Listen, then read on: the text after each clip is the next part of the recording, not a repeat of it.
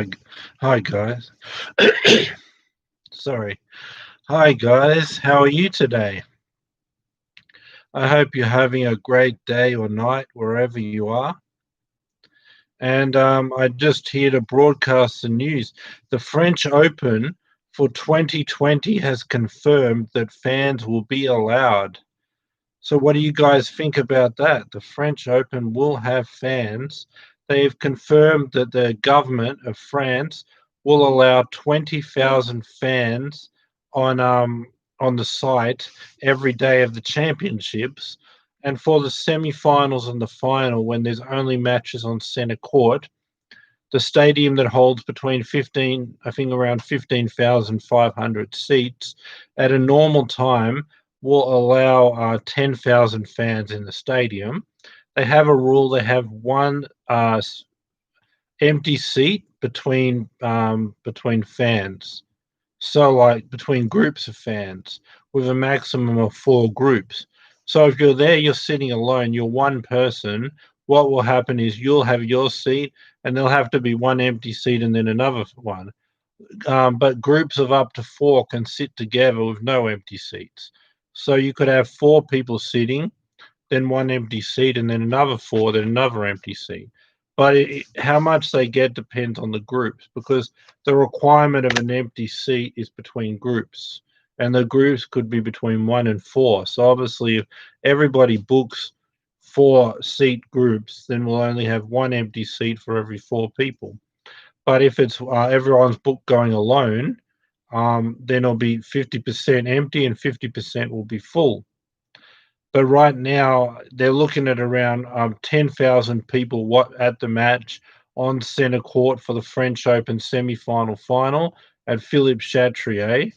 So that's what they're looking at, and they're looking at 20,000 people as fans, like for the earlier rounds on the grounds through all the different courts. The other courts will be only groups of one, so it'll be every second seat will be full and empty like that. But that's the outside courts. So one seat full, one seat empty, vice versa, every second one. But then the French Open will be one empty seat between groups, and the groups can be a maximum of four. So for every four people, you could have one empty seat. But if people are alone, it's every second seat will be empty. Or it could be a lot of people go to the tennis like two. So it could be two people together, an empty seat, then another two, something like that. But they're saying 10,000 people to attend the semi-final and the final of the French Open.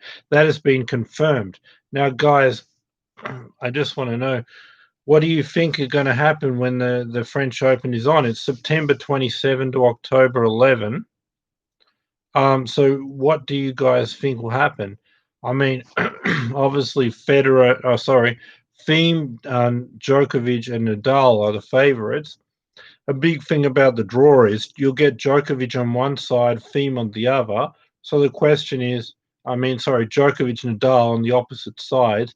One of them's going to have to meet Thiem in the semi-finals, then each other in the final. So that'll be a big thing. If it's Thiem and Djokovic, then basically you can almost give it to Nadal. But if Nadal has to beat both of them, that could make it interesting. We're also playing in autumn. So September 27 to October 11, much colder conditions. The maximum temperature at that time of year is 15 Celsius or 58 Fahrenheit. So it's going to be much colder and much slower balls. So as far as getting topspin and the ball high up on people's backhand that Nadal does, that'll be limited. But it's also going to slow down, so it's going to be harder to get past his defense. And people who don't have like a big forehand, like Thiem and Nadal and Del Potro and those type of players, and Stan's backhand, they're going to find it much harder to hit a winner and end the point. So Djokovic, who doesn't really like slower courts because he doesn't have that big Del Potro forehand, Nadal forehand, Stan Wawrinka backhand, um, Stan Wawrinka backhand, Thiem forehand, that type of shot. And when it's slower, it's going to be much harder to hit a winner. So when you talk about Thiem, Nadal, and Djokovic, they're all very fast. So now to go for an extremely slow clay court, as slow as you're ever going to see, and you need a lot of power to generate to hit a winner on such a slow court against people that fast. So I think that's going to disadvantage Djokovic. Should advantage Thiem and Nadal, but the thing of it is Thiem can be a bit inconsistent, so it's going to take much more powerful shots to end it. So if he gets frustrated and he doesn't have the consistency, then it's going to be trouble. But Nadal, he has the chance to say guys that have a better attacking return of serve, like Djokovic, guys that want to shorten the point, they won't be able to do it. It's just going to be a long grind. And what Djokovic likes to do to Nadal is he likes to use his better serve to start the point ahead on both first and second serves. And then the second serve of Nadal, he wants to attack. But that whole first shot, serve, and return is going to be completely taken out of it. It's just going to be a long, hard slog, and you're going to need a powerful shot to end the point. So I would say that actually advantages Nadal a lot more because Djokovic suffers from not quite having a Nadal or Thiem forehand. He's going to lose off his better serve, off his better return, and then, like I said, Thiem and Nadal have the power to get through this slow court in rallies, but Thiem needs to be willing to say, well, he may have to hit five of them in a rally and keep it going for 5 sets. So, can he do it? I say that Thiem and Djokovic would prefer to play Nadal on a faster surface like Madrid with altitude. That's the best, where it's closer to a hard court. So I think this advantages Nadal. And then, of course, we've got the US Open to the French Open and a 2 week thing. So the players that are not as good naturally on clay and need practice, they're going to suffer. The people who are naturally good, because you're already going to be playing tennis, your match fit is just about a surface. So if you look at Nadal or Thiem, for example, if they're playing great tennis at the US Open, all they need to do is switch surface to clay, so that's not really a problem because it's not like you're not playing. You're just going from playing tennis on a surface you don't like. And if you're getting that, then you're just saying, keep playing tennis. Now you're match fitness and playing well, but now you're going to get to play it on a better surface that suits you. It doesn't really take any time to adapt to change to a surface that suits you better, especially when you're playing already match fit and playing tennis, and the only difference is you're giving them a surface that suits them better. But someone like Djokovic, he may prefer preparation time. Also, the question about scheduling. So we've got Washington, D.C. the first week back after the break. We're going to have the second week back. We're going to have the Western and Southern Open, which is at Cincinnati, the week before at New York at the US Open site, then 2 weeks of the US Open, then the 2 weeks between the US Open, French Open, you got the Madrid Masters 1000, then Rome, then the French Open. I say if you're Nadal, you try to play a warm-up tournament, maybe in Washington D.C., so you have a week off. You don't get a huge bank up. Then I say well, Madrid, you can't play Madrid, Rome, and the French Open because Madrid is more like a hard court anyway, and you've been playing off that. The only reason to play in those 2 weeks is not to play more because you're already playing, it's to get used to clay. And why play on a clay court that's basically like a slow hard court, which you've been playing? There's no need to do that. You need to play on a court that's similar to the French Open and different to the US Open. So Rome is very similar to Roland Garros.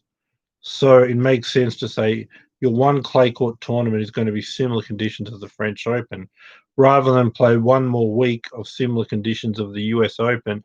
And you haven't, and even though it's officially clay, you're basically the speed of the court's the same. Well, you start the French Open with no experience on a court that speed, and playing Rome on clay didn't help you because it's more like a hard court. And the speed of the court didn't change from the US Open. But if you have that 1 week in Rome, you actually get a chance to play on a court different to a slow hard court and very similar to what you're going to get at Roland Garros. Whereas Madrid will be more similar to the US Open. So playing an extra week similar to hard court, what do you get out of that? But I say that should be what Nadal should be. Djokovic also, like, why? He's better at Madrid, but why do it? You're not trying to do it just to get a Masters 1,000 and get one more week on a sort of a slower hard court conditions to suit you, and then go to the French Open with no experience. You're better off saying, I've got a week of preparation on a court that's different than what I've been playing on the hard courts and similar to the French Open, and then theme two. But like I said, I think that it's going to be a case of playing the US Open, French Open, choosing Rome or Madrid. But with Madrid being more like the hard courts in the US and New York and the US Open, not much of a change, not much point to do that. But Rome being the very similar to what you get at Roland Garros, that being the perfect preparation. So again, the French Open will be September 27 to October 11. They're going to allow 20,000 fans for every day of the championship. And for the semi-finals and the final, when they won't have those 20,000 fans, it'll be all on centre court. They're looking to allow 10,000 fans in the 15,500 seat capacity, 10,000 seats full. And they have a situation where they need one seat between every group, and the maximum you can have groups of 4. So in your own group of friends or whatever family, you could sit together with 4 maximum before you need an empty seat, and then you could have another 4. But it's going to be depend on who books what groups. But that's how it's going to work, and it's confirmed by the government in France and the French Tennis Federation. That's what they're doing. One seat between groups of fans, and it's one every second seat will be full or empty in the outside courts. You won't allow groups of 4. But yeah, we should have around 10,000 people at the semi-final and final of the French Open. Maybe because earlier they were only allowed 20,000 on the whole Roland Garros, all the seats combined. So there'll be more on the outside courts, which to keep under the 20,000, they won't be able to have 10,000 in the earlier parts of the centre court. It may be 6,000 or 7,000 and then 10,000 in the semi-finals and final. But it's confirmed the French Open will have fans, and it's played September 27 to October 11. Going to be much cooler, colder and slower conditions this year. But at least there's going to be some fans, more than 50% or at least 50% on the stadiums as you watch. But don't forget to subscribe, guys, and have a wonderful day. Give me the thumbs up, all of that. Okay, bye for now.